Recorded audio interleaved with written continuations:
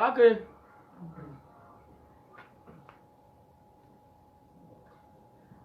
Baba di wohini amfana rade di wohini ena du bra nyakupo di me ewo eye tele TV bigger quiz me program so eye ji wasum so nyakupo ncha so samre wuti no wa wotwan say me di you assume ebe bro stroke ugidie any say your faith is where is your faith ugidie any say and then the rain the one and only okay I'm going to put in a bed. Hey, Akra, what you say? No, you're pastor. Akra, get on. No, you're dancing. You that woo, please. I think I'm going to tackle 37. Matthew Matthew. Football age. Football age. You couldn't just do this. Wouldn't so waste 70 years. So, that's how they said up. When the winner was beside, when you look, youngest. We should have. 37. You know, who 7 years.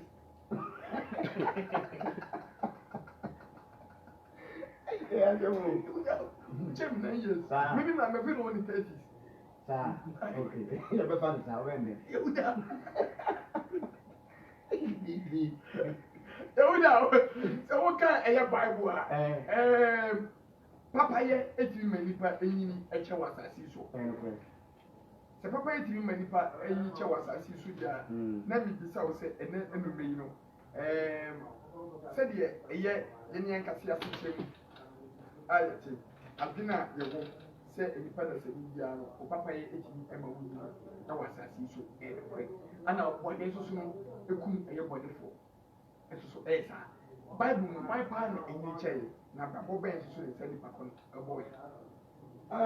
me da see na ma chia ti for and then bring so and say jumadina na yede ye gu so no say nyini che enya Bible ni mo ni pa nyini che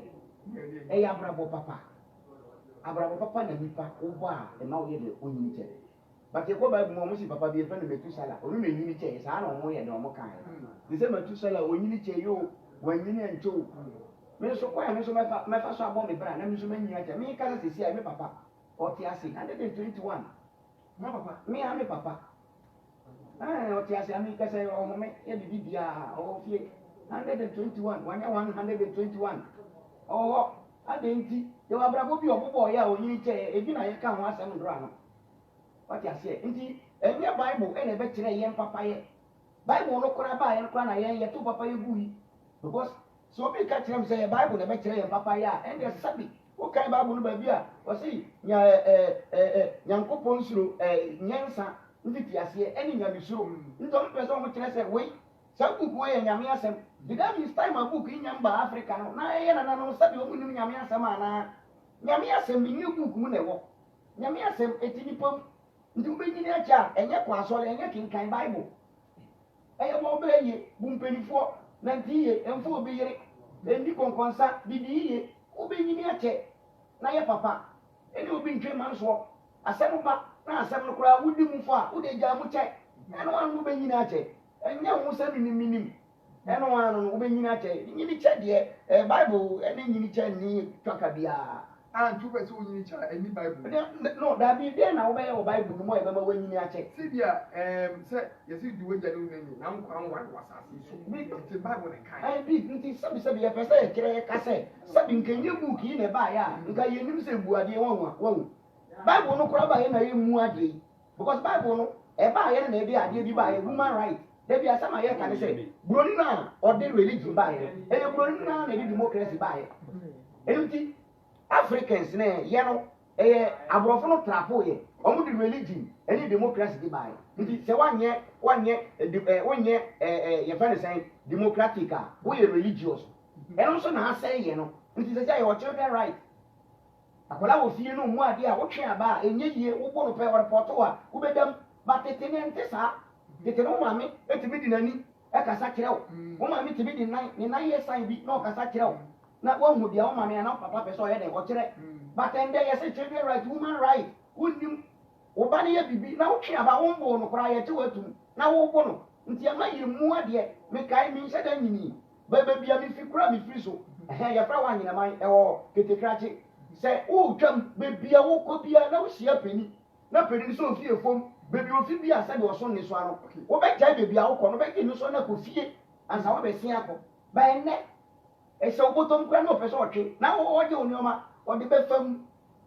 ena wo ko ye no wa sha ma na nima o do si kura nti ama bible nkyerɛkyerɛ no ɛne education no ɔmode brɛ yɛ no abɛsɛe yɛ koraa nti na yɛ mu wei no tete no bigger place mefa ne sɛ w'ani afisi ni na mewura dan anaa meme wɔ dan na wowura mu na mete akonnwa so a mehu mu a bɔ sɛ mabɔ birim mɛsɔre ma ɔwɔ abɛtena ase but ɛnɛ hwɛ mepia wo asi fam koraa ma matena ase nti nyɛ bible na ɛbɛkyerɛ sɛ yɛnyɛ papa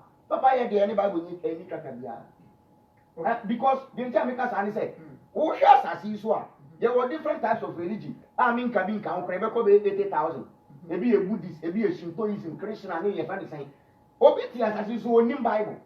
Oh, Bible that. Oh, yes, that. In the beginning, God created heaven and earth on TV that. But on so, Papa. Until your Bible nature of this will be quiet, Papa. Papa, if you any pump, and I'm born here, so if you any pump, sanity. Okay. Maybe so say a year a subo. Ye born go eye esutimu anase tu esutadie asubo ho asem no nka ye kom kura ye hia asubo bia se ye bonu sutirimu o se ye bonu esutadie mu ebi kura bisu ankra ebi bisu fundaka ebi bisu aba ne nyina eyesigu die hia ya brabo papa beba Jesus Christ obey wiase ye bonu su ye bonu su enti no se nipa bia ba be ye eye Kristo ni papa abeji eye Kristo atumu a e wo asori a this ye bonu su asano ba be ye asori no emeba eno ye Kristo sum nkyerɛkyerɛ eno na Kristo sum na yɛka saa asɛm no ɛna me kyerɛ sɛ Kristo sum mpo na yɛka saa asɛm no a yɛbɔ wasu na asubɔ na eti kusa kodi bɔne biom a asubɔ no ɛyɛ kwa nti nye asubɔ na cancel bɔne because yenima Kristofoɔ a obi tie ni asubɔ na eti kora afi kora na ɔyɛ bɔne mo because wo begye Yesu di na yɛbɔ wasu a yɛka kyerɛ sɛ Yesu wabewu ayɛ den apapa obɔne ɛna ɛma wodi bɔne mo no last me kan ho asɛm Kristosom ɛna ama bɔne adɔɔso because ɔmo concept bi ebi na waka no yɛmbɔ wasu na waba bɛyɛ abɔdeɛ foforɔ na wafa Yesu sɛ wokra ɛne wagye nkwa nti wode wo ato Yesu ne asubɔ so no afi kora na wɔbɛyɛ bɔne because wo lances sɛ Yesu wɔ hɔ asubɔ wɔ hɔ nti asubɔ deɛ nka nkwadeɛ ho asubɔ ntimi ma wo gyae bɔne yɛbɔ wasu na wokɔfo obi yɛre a still sɛ bɔnsam gya bi wɔ hɔ te sɛ mo ka na wobɛkɔm bi yɛbɔ wasu na wobɔ adwaman a bɔnsam gya bi wɔ hɔ a still wobɛyɛ dɛn wobɛkɔm bi deɛ hia yɛ abrabɔ papa nti bi a meti ayi sɛ mansom Kristosom mansom nkrabosom mansom nsom biara na heaven bi wɔ baabi sɛ nipa bɛkɔ na mammoa asu a meti kan wɔ hɔ na obi oyɛ Kristoni a wɔbɔ asu wɔbɔ adwaman di kɔnkɔnsa no bɔnsam gya bi wɔ hɔ a ɔbɛkɔ hɔ bi nti asubɔ no deɛ sɛ yɛbɔ no sutiri mu o yɛbɔ no hemfa o no ɛnka ho deɛ hia yɛ abrabɔ papa deɛ hia no enti no sɛ asɔre bi agye tumi sɛ ɔmo deɛ sɛ wɔambɔ ɛyɛ asu wɔ wɔn asɔre mu a yɛngye wɔ asɔre mu a wɔne saa asɔfo no wɔne ne yɛ mene ne nyɛ adwene ade nti na ɛsɛ sɛ yɛbɔ asu kyenkyɛn akye ade nti because wofa book na yɛfɛ no Bible na nkurɔfoɔ bi baa book no mu a ɔmo no yɛwɔ nneɛma bi a ɔmo anyɛ but Nyankopɔn gye ɔmo to mu according to the Bible ɛne a Kristofoɔ gyidie obi te sɛ Abraham yɛn ho baabi obi ɛbɔ Abraham asu wote da meka no ne ho baabi a Isaac yɛyɛ dɛn yɛbɔ n'asu ne ho baabi a yɛfɛ no sɛ Jacob yɛbɔ n'asu wɔ Bible no Jacob wankɔ asɔre Abraham wankɔ asɔre Abraham onni Bible Jacob onni Bible nti yɛwɔ nneɛma bi a wɔn sɛ wɔn kukure yɛ mmienu yɛwɔ Old Testament concept ɛna yɛwɔ New Testament concept yɛwɔ nsɛm bi a sɛ nye New Testament na ɛba yanka yɛ nte ebi ti sɛ asubɔ yi wɔn a Old Testament nyinaa Abraham obi a mo asu ɔnkɔ asɔre onni Bible wɔn nyinaa nsɔm Bible no di adanse sɛ heaven bi wɔ wɔn bɛkɔ bi nti asubɔ no deɛ Galawi koraa dabi enyi ni kura asubɔ no deɛ ɛmfa nkwagyeɛ ho asubɔ deɛ ɛmfa nkwagyeɛ ho kura ɛdada yi wɔn mama kyerɛ sɛ ɛyɛ asubɔ wɔ yi ɛyɛ common sense for ɔmo ngye asubɔ ɛmfa ntum sɛ ɛbɔ wɔ su a ne sɛ sɛ wobɛdi bɔne a ɔkyɛ sɛ wobɛdi bɔne sɛ ɛbɔ wɔ su a ne no ne nkyɛ sɛ ɛyɛ ɔbɔne na wodi no pepa e de fi ho sansem no ana ono so eka na wakasa wo hwe me no minim suma wo na minim osu gidi a osu wo se wo gie di se esubo wo eye anase subo wo enye minim se wo som ogi esubo atum an se ungi esubo fantu ene nti no se wo gidi se wo so wo nsem a obeka ade afa wo gidi hu a na bie eye kwanya no ade ama wo betu afra bi asimi amena ma so 0551 863878 no wo betu afra bi ade si so waka bigger ways miso so madwen kire ewo eye esubo hu ni nti miso me ba be kire miso madwen akwanya wo wo betu baba abekire eye common sense for ana mi mu di nkomo efa eye esubo se eye ti esu ebo wo su wo asori enye se je se ebo wo su e wo asori ana no so e kire omu edie mu ti de wo so wo die so ye wo no so bra na so be kire wo so die emi hu se miso so gidie ene se esubo wo e wo se ebo wo su ni ambo wo su afo anhye eja ene oba ene nkuku di mu a wu a heaven unsi wo obeba na meneti wo na wo so dia fo n'echi common sense for the ko de menyini so obeba ho fi se wo mu die na pamo mu dada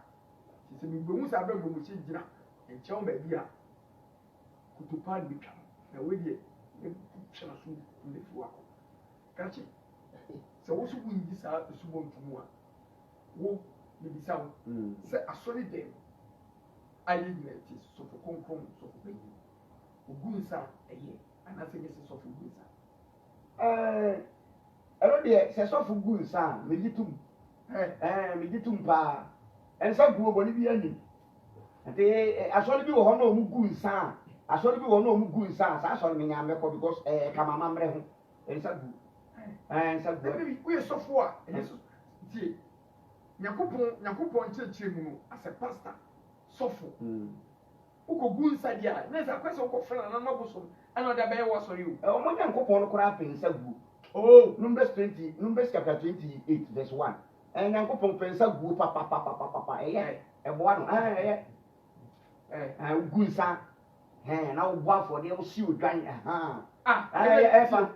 en fa pam da dance no fa me fam no nyankopon bi gu amai enti na se yitwa woni sa de man de dante ense guo eni bible bia mu sa we sofo ni yakopon sa wo so na we sofo konkru so panyi so eya awu pichi ebo the word of god uyi eye ekofo atai emu se enipa ekoboni ma otinu no we sofo a eni so gu sa e wa sori dem enu mo sa no kan me ba fa mo sa she o kan Matthew 5:17 un kristoni a wo ka kire bi se na yesu mba ye no apam da na twa hwe da bia se ma me kan se hwe ye wa de tu ye wo gidie ena ye wo what is written ye wo dia ya twere wo buku no mu ena ye wo dia wo gidi a kristofo gidie da bia mo